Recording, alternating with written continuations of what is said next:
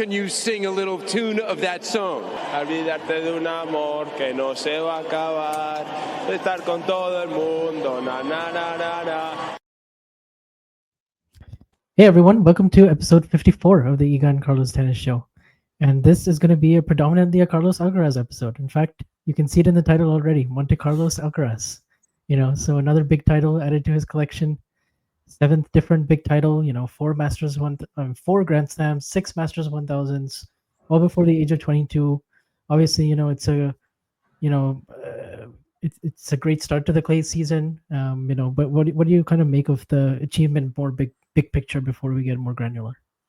Yeah, I mean, first of all, he never really played Monte Carlo before, right? There was that's pretty weird fact that like he did the whole 2022 he plays one match, loses to Korda, and then 23-24 he's injured.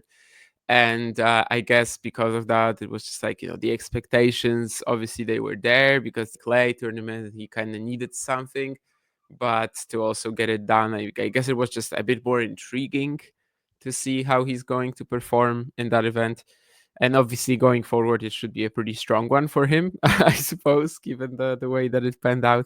And the implications, like in terms of he already covered half the job that we wanted him to do, right, in the next 2-3 months, which if you guys didn't listen to the last episode, basically we just thought that like a realistically successful swing for Alcaraz now, considering both clay and grass, would be one of the next 3 ATP 1000s and one of the next 2 slams that he should win these events. So in terms of the ATP 1000, he's already covered it. Of course, it's the first ATP 1000 of the season, of the clay season, so it's not the one that like primarily gets you in good momentum for Roland Garros, but there's a lot of reasons to be optimistic. And yeah, that's kind of just what this event is, I think, for Carlos Alcaraz fans. Just hope. Yep, and also with this title, he's back at number 2 in the world. He's moved ahead of Yannick Sinner finally. It took until April 12th, I think, for that to happen, but still. Now he comes into Barcelona next week with some momentum, and then Madrid and Rome as well coming up. Of course, Sinner will be back in Rome. But if we just talk about the players that he beat along the way, I mean, right away he had a pretty tough draw, right? Second round plays Francisco Cerundolo, who obviously has a great record against top 10 players. They already played at Indian Wells earlier this year, and that was a decent straight set match. Pretty competitive second set there. But yeah, I mean, right away, I mean, he loses the first set. He's up a break in that opening set, but he goes down 6-3, and then it's just funny to me how the final and the first match of the tournament were kind of very similar against similar quality players. But at the same time, obviously, you have the storyline of Musetti, which we'll talk about later as well, and how he just kind of hit a physical wall at the end. But Cerundolo right away was tricky. Yeah, true. I mean, I didn't really think of that, but I guess it's only the second and third set scores that are swapped. I think the last time we were recording, it was like way before the Monte Carlo draw came out. So I probably didn't say it here, but I said it elsewhere that, like, to me, if Carlos wins against Cerundolo, he's the favorite for the title. However, that's a big if at the moment. And Cerundolo obviously was like in the form of his life, at least in terms of consistency, getting 2 wins in every single event, which is a streak that Carlos put a stop to, but it was the world number 3 at the time, now the world number 2. So it's not like it was easy for Cerundolo to win 2 matches there. And yeah, after watching the opening set, I was just like, yeah, this is difficult. This is exactly as difficult that as we were expecting. And what happened to Franz Cerundolo after? It's like that meme with the big dog, with the like really jacked dog, and then the small one.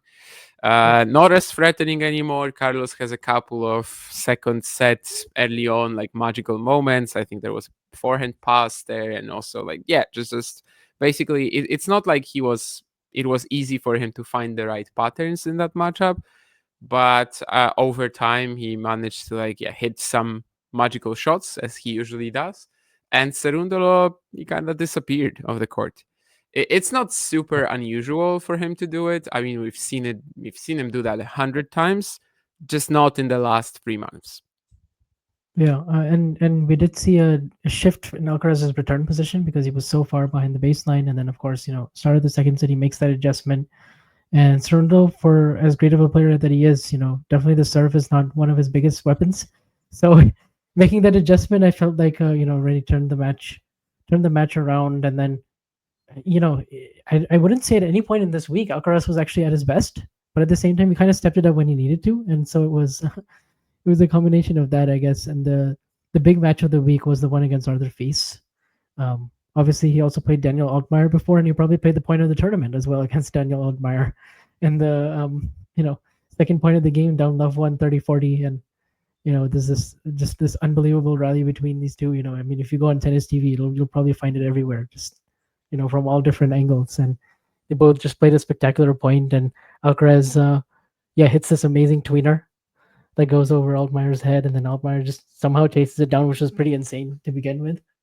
And then yeah, then Alcaraz saves that point. I believe he hits a cross court backhand approach to finish it. But there was just one of those, like, you felt like Alcaraz was able to express himself on the court much better this week, and he just found that joy. And yeah, the conditions were also good for him. But like overall, even though he doesn't beat any player quote unquote in the top 10, if you look at the lineup of players, these are all players who don't serve really big, and they're all great on clay. So it's yeah, it was an interesting quarterfinals field. I mean, from all the Masters 1000 that we've had up until this point, Monte Carlo is a total breath of fresh air when it comes to the kind of players that get to the latter stages, and just how also the one big format. But more so, you didn't see any huge servers, for instance, in the quarters, which is something I was thinking about earlier today. You had Popper Yeah, in I guess you, but there's for the the most part, one, Arthur Fields is the one player, of course, who was in every single ATP 1000 quarterfinal so far. He's kind of yeah, like the guy who connects them all. But yeah, for sure, the matches like against Davidovich Fokina, Musetti later, that they are similar in the sense that they're not going to be very serve oriented for Carlos. And I think you're right that it wasn't like he was playing, out of this world stuff for the entire tournament, and it's not a week where people are just going to say, okay, so yeah, this is Carlos Alcaraz now at his 120% again, and everything is forgotten. Not really, but he probably just proved that, like, especially on clay, he has a lot of time to figure stuff out against people, yeah, who, as you said, weren't like the biggest servers. Dropping a poor service game somewhere, it's not really that relevant. Like I know yeah, someone on my Twitter, for example, my was like saying that he expects a very good performance against Davidovich Fokina, and his, like, let's say, estimation of that, his gauge of that would be if Carlos goes unbroken to win the first set. And I'm like, not that doesn't really work, because these players will be breaking each other a lot, and like the level of play can't really be, especially on clay, the level of play can't really be assessed through the fact if you're unbroken or not.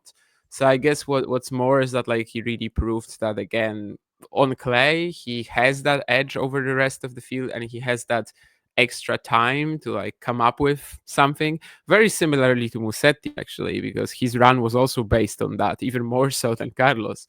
That, like, he goes down, but he has such a wide skill set, and then he can basically like hang around, find something, just has a lot of time to potentially come up with a solution. And so it is for Carlos here. So it was in many of these matches. Obviously, the Fields one was the most difficult.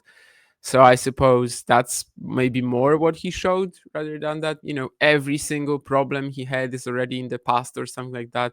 But yeah, I wouldn't just like look at this run as, he didn't play anyone from the top 10.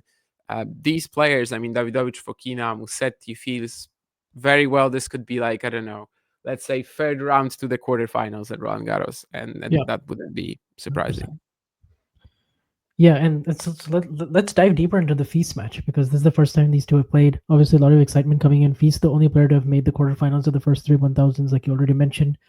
But yeah, like the combination of like athleticism and touch and everything that was on display, they both made a lot of unforced errors. But I feel like that was drawn into it by just how well they defend and how big they hit the ball, and kind of if they didn't go for those you know shots with extra oomph and closer to the lines, I feel like there was just no other way to find openings in the match. So it was very intriguing. It was very I don't know if I mean it's certainly up there, but if we can talk about like matches of the week, it's certainly the most pivotal one, just based on the outcome. 5 all, love 40. Carlos is down, and at that point, I texted a friend. I was like, he has maybe a 10% chance of winning this, and honestly, I thought maybe that was too high at the time actually. But then he knuckles down and he goes into lockdown mode there, and he doesn't miss for like 3 points in a row. And the 30-40 point was pretty crazy because Alcaraz had to absorb these heavy topspin Feast forehands, because Feast, his forehand, I think we've talked about it. He has like the heaviest forehand on tour. Like maybe even the combination, maybe the RPM is like the most. I don't know. Maybe it's close between him and like Berrettini or somebody, but like I feel like now in the current state, it's probably Feast. But Alcaraz really had to absorb all of that with his backhand, and I don't know. He just knuckled down in that game, and once he got that hold, you felt like the momentum was shifting, but not quite because he was also down 3-1 in the third. So those two moments, I guess, 5 all of 40, and then 3-1 down. Now that's really where Alcaraz won this tournament. Yeah, I love these graphs where you have like on one of the axes, right? You have the speed of, let's say, a forehand, and the other one you have the spin. And Yeah, sometimes if you look at them for forehands, like Fields, you probably can't even spot the dot for Arthur Fields because he's so far into that top corner compared to most players. Of course, yeah, Berrettini, you mentioned Rude, they're going to be right alongside him probably, but still, I think he stands alone. And yeah, yeah, just the sheer pace that he plays that forehand with is insane. Obviously, there were some great stats as usual. I remember the next gen finals when we were talking about it, when like in the tiebreak, he was hitting 150 kilometers an hour average on the forehand, I think. Of course, over the course of the match, it's not going to be quite like that, but maybe especially striking when he played Rublev here. And like, yeah, the speed on his shots was basically just compared to Rublev, Rublev seemed like nothing. And usually Andre is the ball basher, quote unquote. yeah, He is kind of the guy who is able to just overwhelm you with how much pace he has on every shot, and then Fierce completely took that away from him. It's a bit of a shame for Arthur not to make a semi this year yet in the ATP 1000 level, because yeah, two matches that he had were so close, and yeah, actually the ones against, like, let's say the more conventional top names, whereas the one against Menchik, of course, was the one where he lost a bit more easily. But yeah, I mean the quarterfinal between them, it's such an exciting matchup because I feel like there's a lot of similarities in the way that they like approach tennis. They both have a lot of flair, flamboyance, and sometimes don't really care much for, let's say, tactics, percentage play, and the likes. It's a problem for both, but at the same time, it makes them so exciting.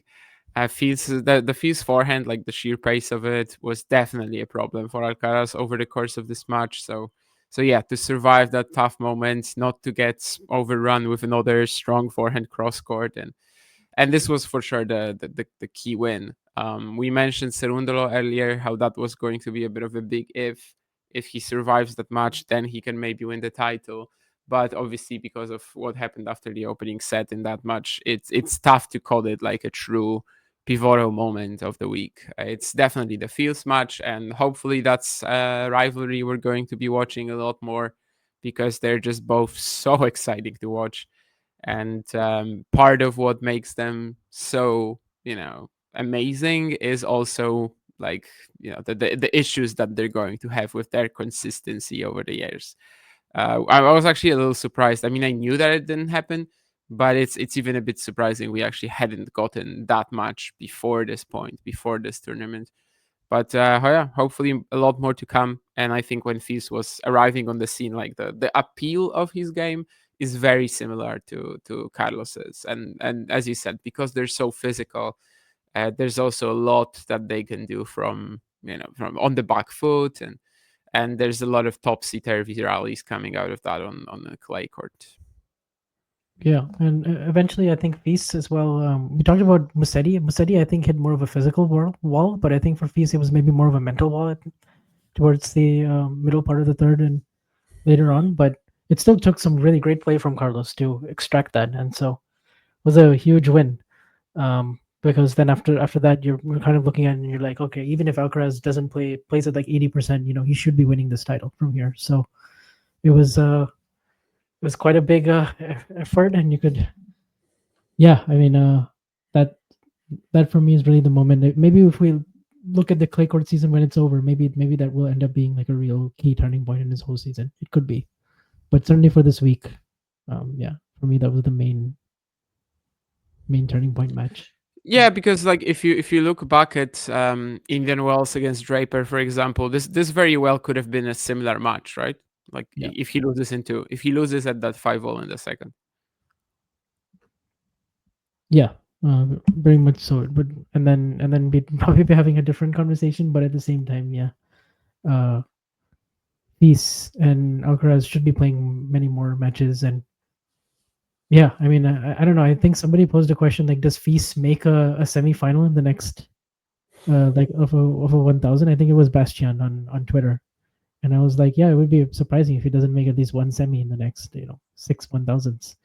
Because and maybe if he has a big slam run or something, he's kind of like on the. I see him as kind of like, at the end of the year knocking on the door for Turin. Like he's kind of put himself in that conversation. So it'll be Hope fun to see so. how I he mean, goes. actually, for the ATP race, he's not that high, Yeah, because because the winning reaching quarterfinals, quarterfinals, right? yeah, Yeah, I know doesn't do much. it's good But consistency. Like it's definitely an improvement in terms of what we wanted from him last year. But at the same time, yeah, it's just not that much in terms of points. He is very yeah, high in the rankings right now, but that's based on Hamburg and Tokyo. So that's why I yeah, think it's I know. it's not a gimme yet that it's going to like coincide with a big ranking rise, or even like that whole time frame of 6 ATP 1000s. There's a lot of them there that like Cincinnati, for example. We'll see about that.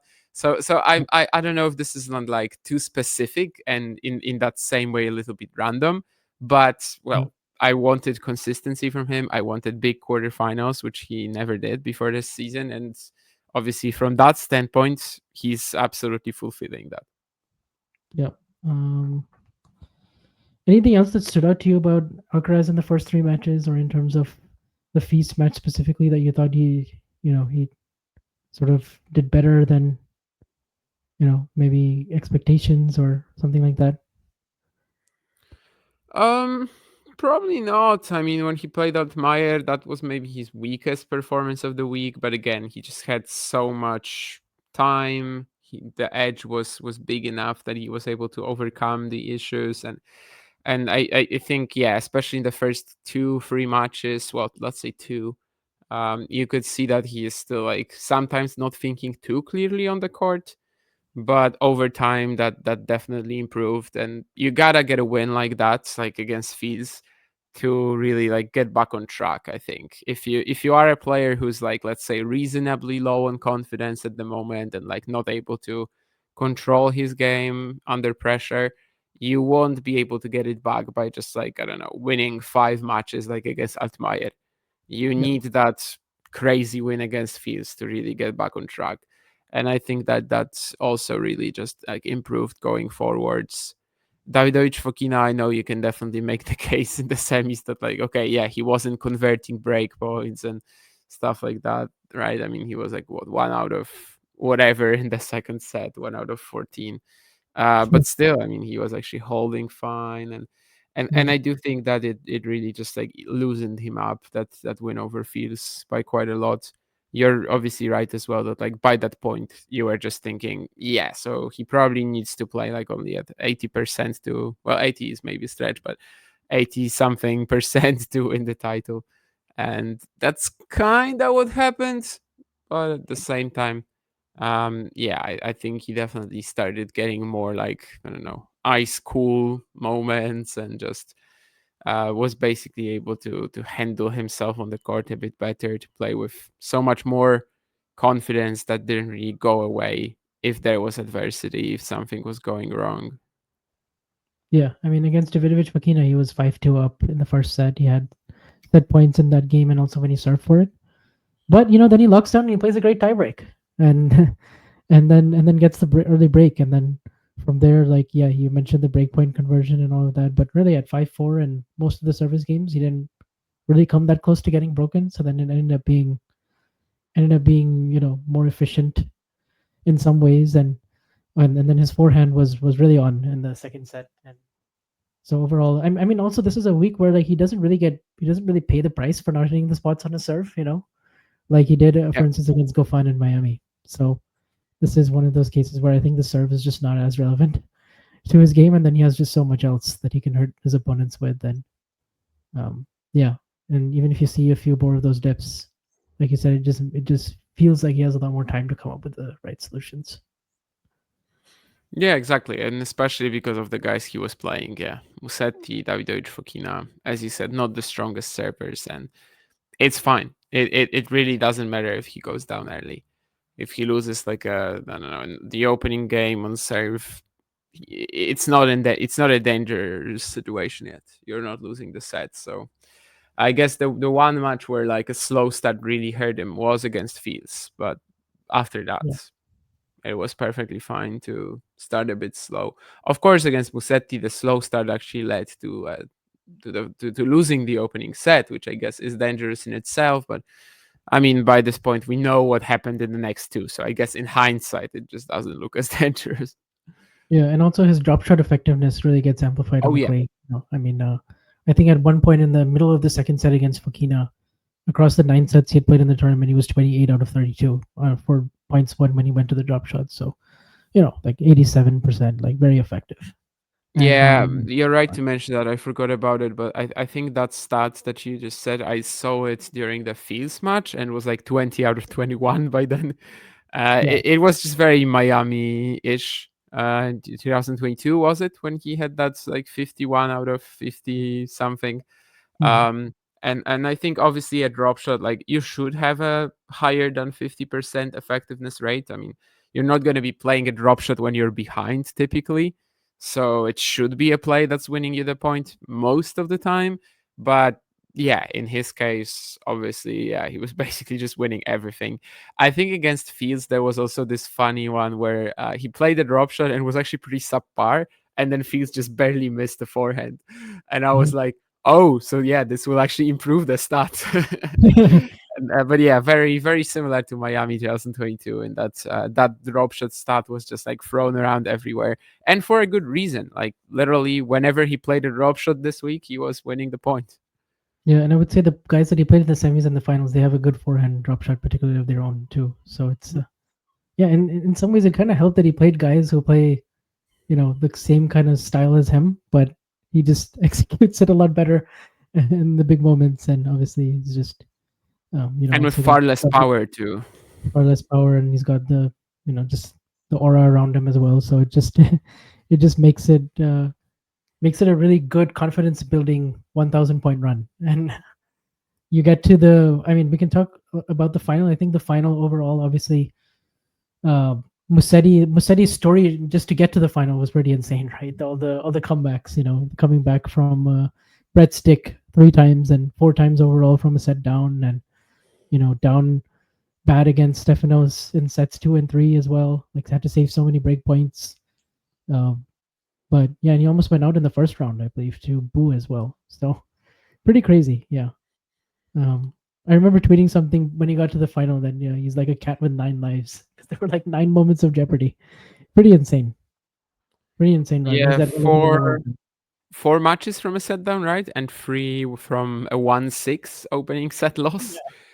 Funny enough, the Berrettini Obviously, match was was the easiest for yeah, him in terms of no 6-3, big 6-3 points. against Matteo, and besides that, every single thing was brutal. Yeah, As he said, he almost lost to Bu, which I think would have been a small tragedy for Lorenzo. I mean, just considering the expectations for him on clay. Also, Monte Carlo. yeah, I mean, he pretty much plays well in every single time here. But yeah, it was kind of similar to Carlos for sure. He just has so many options. The repertoire is so wide that, well, first of all, he gets lost in it sometimes, and in fact, very frequently. But at the same time, on clay, in conditions like this, he had a lot of time to come up with something to eventually overwhelm the opponent with just how many tools he has. I think that the minor semi is a very good example where, again, he's just not really in the match in the opening set, but over time, you would expect him to be a little bit better than Alex in conditions like this. I mean, the minor offense obviously isn't going to be like super threatening on clay courts. So again, Lorenzo gets the time to, like, I don't know, hang back 1 meter behind the baseline, and I don't know, just basically survive the rally and find that one spot where he can come in and counter and finally turn it around. It's a great game. Definitely conditions like this help it. He is kind of in the similar boats as Fields right now, where like his ranking has improved a lot. It's not a guarantee it will stay though, because obviously the grass season, especially, he's defending so much. But yeah, almost in the top 10. If he won this tournament, if he won this title, he would have been in the top 10 already. Now he's like 15 points away, I think, or something like that. So it's very possible for him to get it reasonably soon. And I do think obviously Lorenzo is going to be a top 10 player at some point of his career. It's Yeah. just, I guess, the Carlos game without as many easy weapons, without as many like obvious ways to win points, for better or worse. And this week, in a way, is Mosetti in a nutshell. He easily could have lost round one, had so many matches when he was almost done, and when he really had to just like figure something out on the fly. Every single time he was able to do that, but because of how difficult these encounters were, it also ruined his chances of winning the final. Yeah, that's for sure. I think it would have we would have had a pretty competitive third set if he was healthy. Um, yeah, I would have liked Alcaraz's chances a bit. I would still would have liked Alcaraz's chances, but definitely the the last game of the second set that Alcaraz won, and the game where he broke him at the start of the third, from there it was very clear that it's over. So, um, but of course, Alcaraz also, I didn't think he played a good first set. Like he went up a break, and from there until about 4-1, Lorenzo was just kind of hanging in the rallies and being the steadier player, and Alcaraz was kind of gifting him a lot of errors. But obviously, that completely changed, and his game was totally on it in the second set. And um, yeah, I mean, the final overall is not one of the more memorable matches, but I think it also just shows it took a while for Mercedes finally his physical and emotional willpower to kind of be depleted. Um, but it's not very surprising because he also didn't have a huge gap of time between the semi finishing pretty late at night and then also the Monte Carlo final was moved up a couple of hours because of forecast rain in the forecast. So yeah, in some ways, but you do expect him at some point to be in the top 10 and you know make a deep run at Roland Garros. He hasn't been past the fourth round, but he's been stopped by Djokovic and Alcaraz mostly. So will be interesting to see how he Tsitsipas in does. the first round as well, I think, a couple of years ago. Yeah, from two sets up.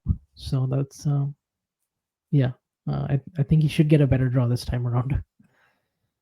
Keeps playing like this. Yes, I guess the last 4 years he's lost to Djokovic, Tsitsipas, and Alcaraz. Yeah. Yeah, that's a rough run for sure.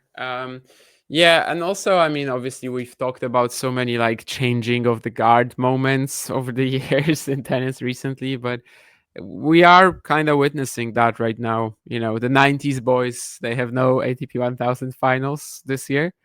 They are kind of like the overlooked decade again. And we actually have Djokovic as one of the finalists, born in 1987, but Yeah. 5 players from the 2000s. And seems like this really could be the sign of the times right now. And we are kind of waiting for a slam final like this between two very young players. From Draper to even Menchik, so from 2001 to 2005, we've already seen 5 players born in the 2000s make an ATP 1000 final this year. Yep, definitely a sign of the times. And we'll see if like somebody like Casper Ruud can sort some of his issues out, and yeah, guys like Ruud and Tsitsipas, and even to a certain extent Zverev since the Australian Open. So yeah, will be kind of interesting to see. But now we move ahead to Barcelona, where Alcaraz is the top seed there, and I think basically that's the one that's the more stacked field. Obviously, Munich also has some good players, but originally, Mahach and Tiafo were in Alcaraz's section, and now it's yeah. I mean, does it really matter how well he does in Barcelona? I'm sure he would like to keep the momentum, good for in terms of building points up in the race, just keep that winning feeling going and everything. But and obviously, it's going to be important to him because it's in Barcelona. He's going to have a ton of support. He's won it twice, but it's the first time we're really seeing him try to do the Monte Carlo Barcelona back to back kind of a thing. I think he starts on Tuesday his first match, and then it'll be a Thursday through Sunday. So yeah, I know. I mean, he should have confidence, but at the same time, he's yeah. I mean, and range of outcomes is possible here.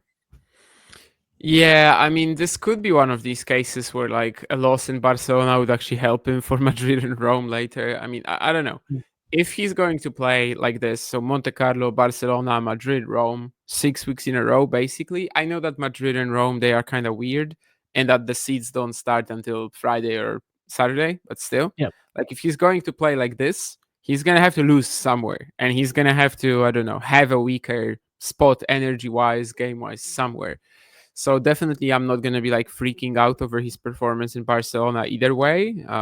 But yeah, I just don't know. Maybe there's an event in there that he should skip out of the next three. Maybe it's Barcelona.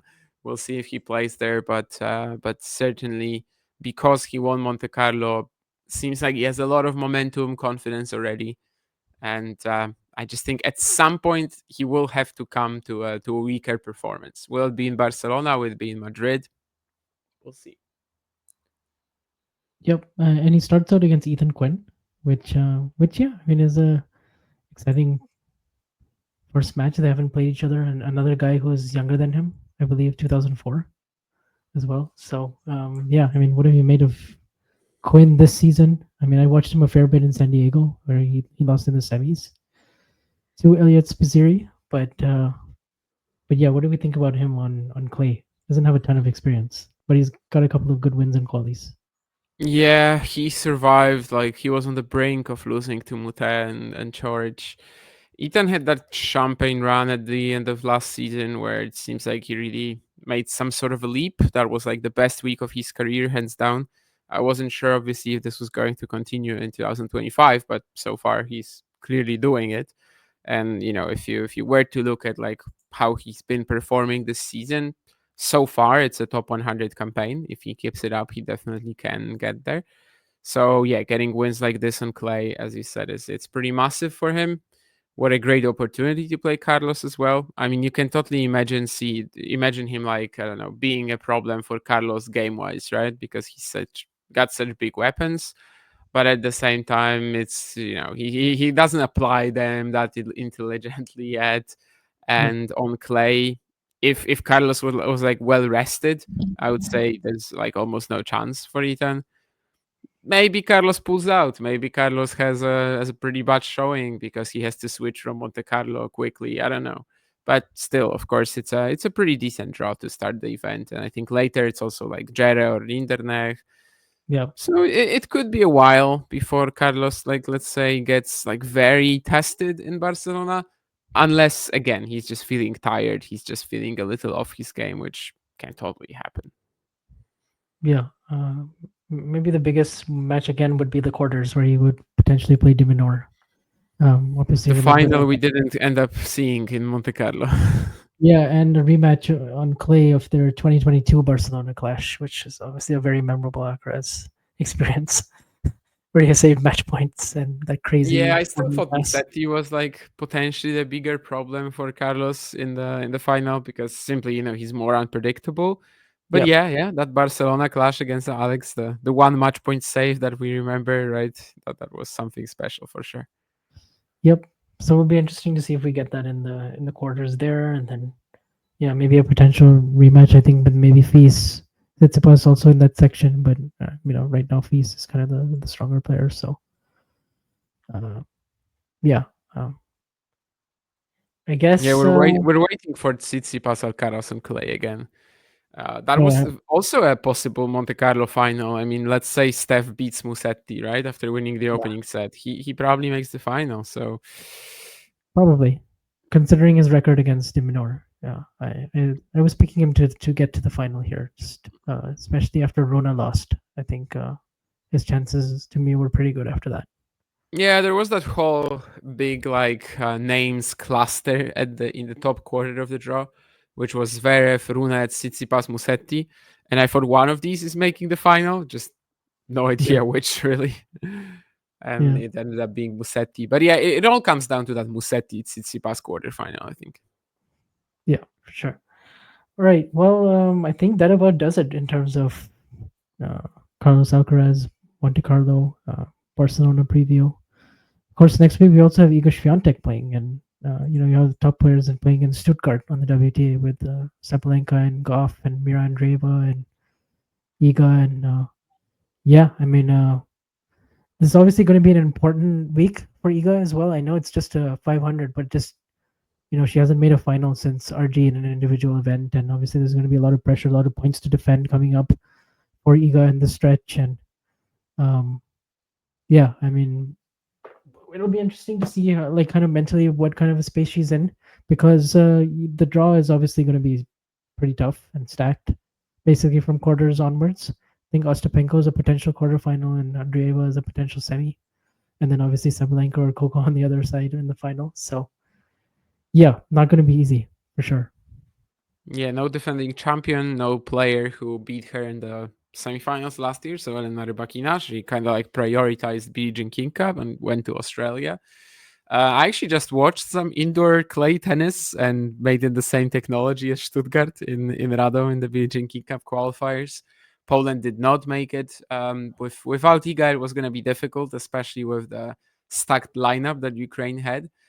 Something that I kind of didn't realize was like that. I mean, first of all, we saw that Iga was in Stuttgart from like Wednesday or something like that, so she's practicing there a ton. But also, I think one of the main reasons why I liked the fact that after Miami she was gonna have a lot of time to practice, to train, was that basically they never really had that after the off season with Vim. And he was also at Beijing King Cup, not the same group as Poland. So she was without Daria and without Vim this week. But it's not like she can't practice on her own, and the physio was there with her in Stuttgart. So it's not like it's a massive story, but I guess it's just something that kind of surprised me when I started thinking about it during the course of the week. But yeah, you're right that this is maybe it's kind of like Monte Carlo for Alcaraz. I mean, it's just an event where you wish to rebuild something, you wish to get some confidence back. It's not the end of the world if you lose it. There are bigger fish to fry later in the course of the season. But it's an event she definitely enjoys, despite the clay being a little bit more like artificial, slicker. But still an event she's won a couple of times, so obviously the expectations are high. The two losses to Andreeva, I mean, if they play in the semis, they're going to make it even more interesting at the moment, and probably also very challenging for Iga. And yeah, Ostapenko. Like, if Ostapenko makes the quarters, then we get that much again. Yeah, and this time she only has to win 2 rounds. So yeah, it looks real, right? I mean, who does she have there? Like Haddad Maya, who something is like that. in Yeah. tragic form.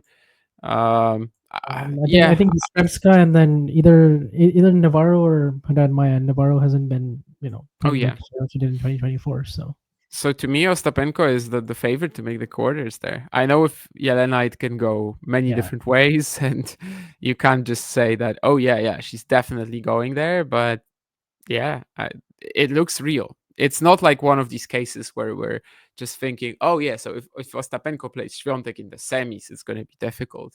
But it's 5 rounds that she needs to win to get there. This is one of the cases where actually this match seems very realistic, especially as Iga, of course, has only one that she needs to win, because the WTA still has that ridiculous rule that in WTA I hate 500s they that. have buys, and in I hate, WTA 250s they don't.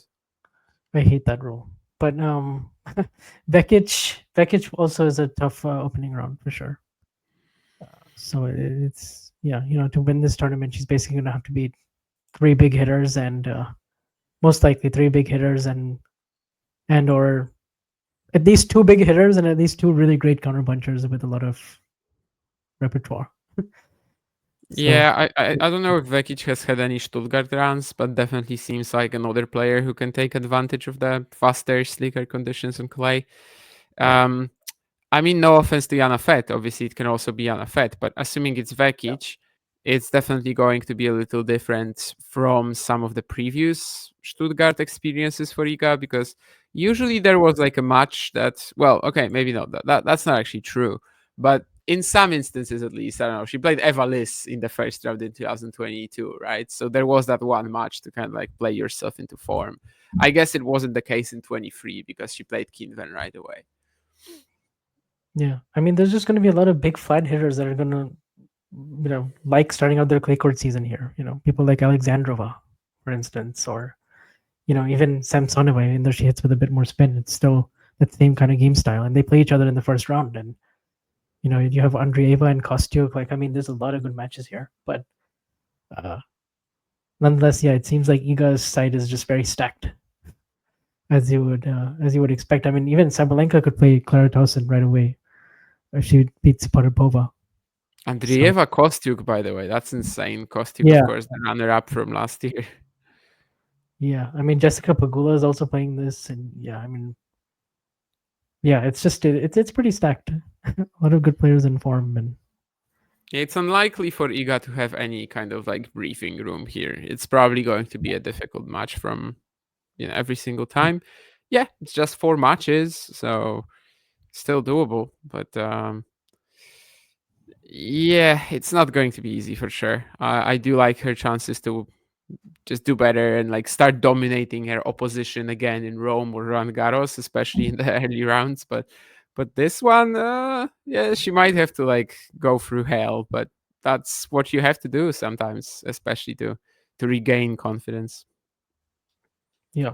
Um, Anything else, kind of ego related or Billie Jean King Cup related, maybe that takeaways from the Polish team or anything that you observed? Yeah, I mean, not much that is relevant, I guess, for this show. Ukraine obviously brought the big guns. It was very fun to see Marchenko as the captain as well. But like, yeah, Svitolina, Kostyuk as the singles players, both in the top 25. That was not something that Switzerland could sort of like match for sure. And also Poland. I mean, when Linette is pulled out of the Ukraine clash, so we basically didn't have our top 3 singles players. And then, of course, if it goes to the doubles, Ukraine also has the Kichenok sisters to basically rely on. So that was just such a strong team. I think maybe especially Ukraine and Kazakhstan were like the 2 teams that for the Beijing King Cup qualifiers, they just brought everything they had, and they were clearly very intent on getting to the finals. Both teams made it. Ukraine only lost 1 match despite a pretty good showing from Celine Neff. I mean, that's not much that the others could do. Farinska, if she took the 5 set points, one of the 5 set points against Vitorina, maybe then it gets exciting in their clash. That was like an 88-minute opening set. I think Elina was definitely not ready for Maya's unique game. But yeah, it means that Poland will not qualify for the finals, so Iga won't be playing that. She might still play the playoffs in November, who knows? I think the way that this system now works is that the finals in Shenzhen, was actually announced this week, are going to be in the middle of September alongside the WTA 500 in Seoul. And then the playoffs for the teams that lost right now will be in November, like during the ATP finals or something like that. So it's a bit confusing. But I don't know. I mean, I totally understand, I guess, why they moved the finals like that, because otherwise you would have to do them right after the WTA finals, and then you lose the players who were there again, right? So I guess doing it at the start of the WTA Asian swing is actually pretty good. Although the organizers in Seoul, I'm pretty sure, will not be happy about it. Yeah. But good experience for you to experience Stuttgart like clay, and yeah, in Poland, and Yeah, yeah. you can say that. I mean, there were moments when I was like, "What the hell am I doing here?" I think it's pretty clear that I enjoy men's tennis a little bit more. Yeah. So like my interest level in this clash was, let's say, varying. Mhm. If Bencic was still there, if we had Bencic Svitolina on Saturday, yes. Yeah, this would be so much better. And also, it's also a problem of the free team group, right?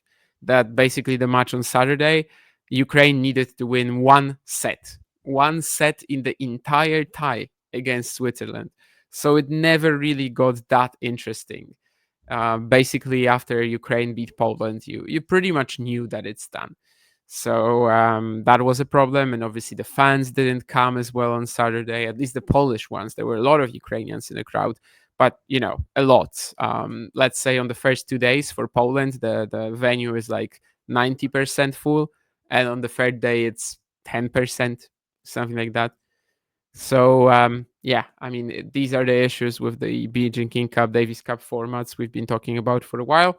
Davis Cup seems to have adjusted a little bit, moved back to the home away ties a little bit more. Hopefully that's also coming for Beijing King Cup, because I think that's kind of like the consensus between the players as well, that these two team ties are just a little bit, it's easier to get people to come when there's no neutral matches, let's say, and it's easier to have that special atmosphere that we love team competitions for.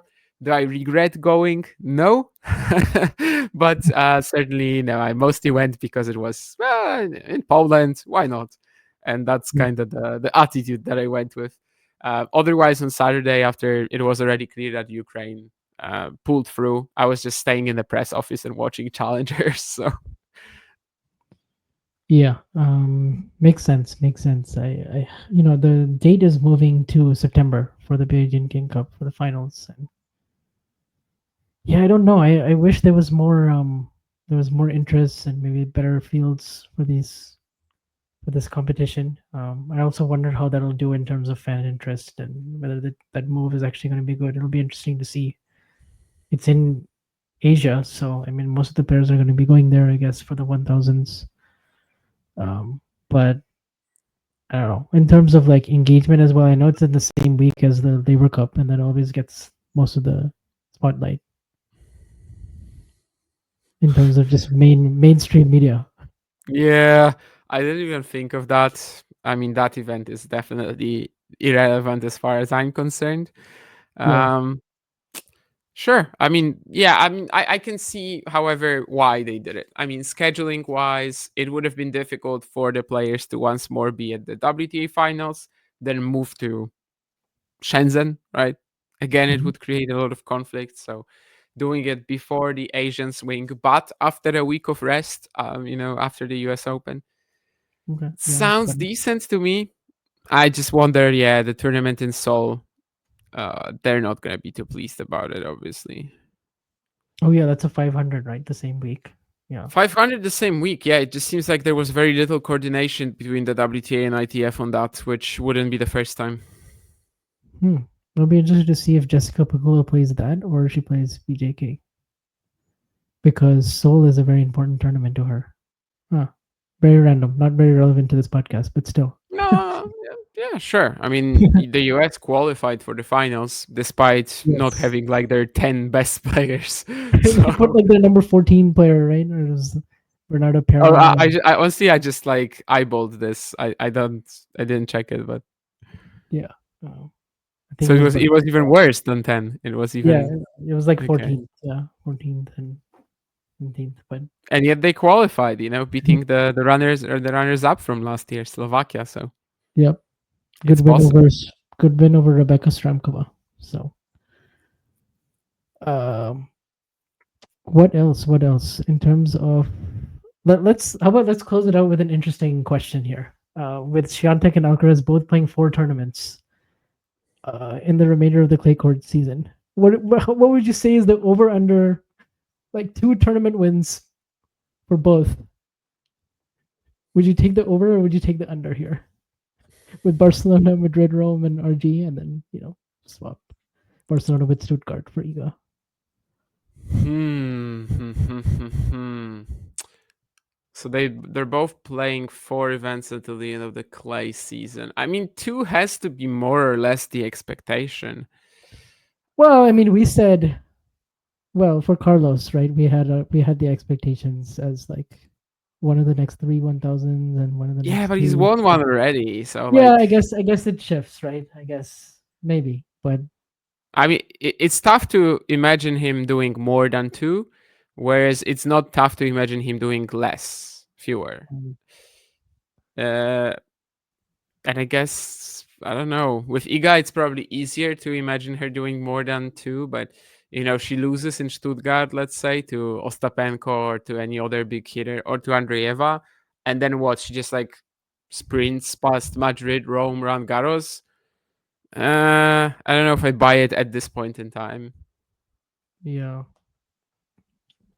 Even Rome and Rolling Arrows, if she can win both those titles again, that would be already quite good. So This might be the most like, let's say, okay, maybe not realistic yet, but this might be the outcome that is pretty possible, that she loses in Stuttgart and Madrid and wins Roland Garros. yeah, right now I would say Sabalenka is probably the favorite for Madrid. And then Stuttgart is really kind of more up for grabs for the whole field. How about Mira Andreeva? She's had some good Yeah, Madrid performances. yeah, but I would still probably put Sabalenka as a favorite just based on the fact that she's won it twice, almost 3 times, and the conditions are just so good for her. Yes, they are. But yes, and then for Rome, it's kind of for Rome, it's kind of maybe where I would expect Iga to have that comeback, but it's Two tricky. titles each would be a very good haul. Two titles each would be a very good haul. If they win more than 4 titles in the next 8 events combined, that would be an amazing clay season. Yeah. It also, of course, matters where the 2 events are, because let's say if Iga wins Stuttgart and Madrid, but then loses early in Rome and Roland Garros, she's not going to be quite as pleased as if she wins Rome and Roland Garros. Yes. I suppose if they both just win Roland Garros, Yeah, I mean, they can literally just like withdraw from the next 3 events and then just play Roland Garros and win it. And yeah, they're going to be happy about it. We're going to be happy about it. Their fans are going to be happy about it. So it's a slam based business after all. But of course, how you get there also matters. Yeah, I think so. If this was like a parlay or something, I mean, I maybe would say it's risky to go for it. But like, if one of them can do 2, I think that's possible. So I'm gonna say one of them is gonna do 2, and one of them won't. That's where I'll be. Cool. Kind of thinking. Sounds realistic. I mean, if Iga plays 4 events on clay, I guess you expect her to win 2 titles generally. Yeah. But at the same time, like 2023, she doesn't win any of them. And then she wins RG, or she wins. No, actually, she does 2 of them in 2023. Yeah. She wins Stuttgart and RG. So doesn't win the Masters. I mean, yeah, I think 2 would be a great. And Rome, she probably wins that year, if not for the injury. Yeah, so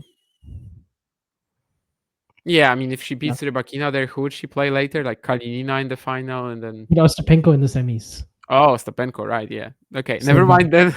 No. Given what we know now about Ostapenko and that rivalry. Never mind then. No. Okay, that's not a gimme. No. Sorry. Yes. Yeah. Okay. Yeah. I mean, yeah. Sure. 2 titles for you guys, like probably what you would more or less expect on clay. It's just that right now we need some reaffirmation, if you may. And for Carlos, yeah, I guess we already mentioned last time what our expectations were. Win one of the next 2 slams now is the one part remaining. Yep. All right. Well, I guess that about does it for this week. I mean, we got one big title for Alcaraz, first since Wimbledon of last year. So yeah, overall, I think that was the focus of this episode. And yeah, you guys know where to find us. I mean, on Twitter as well, Iga Carlos Tennis. We're still in the 900s, so let's try to get that to 1,000, as quick as we can. And of course, subscribe to this channel. And yeah, we'll be up on Apple, Spotify, wherever you get your podcasts. And so far, it's been good to interact with the fans online. So far, Yes. Be chill, guys. Be chill, guys. Yeah. And of course, next time probably we're gonna be talking about Stuttgart and Barcelona. Stuttgart final is on Monday, for whatever reason, and that might. I mean, we'll see what the scheduling of the show is like for us. We'll see if Iga is even there by Monday or not. But yeah, anyway, you should get some sort of Barcelona Stuttgart thoughts at some point. Yep. You can certainly expect that next week. We'll have an episode ready for you guys. And with that, see you all soon, and thanks for listening.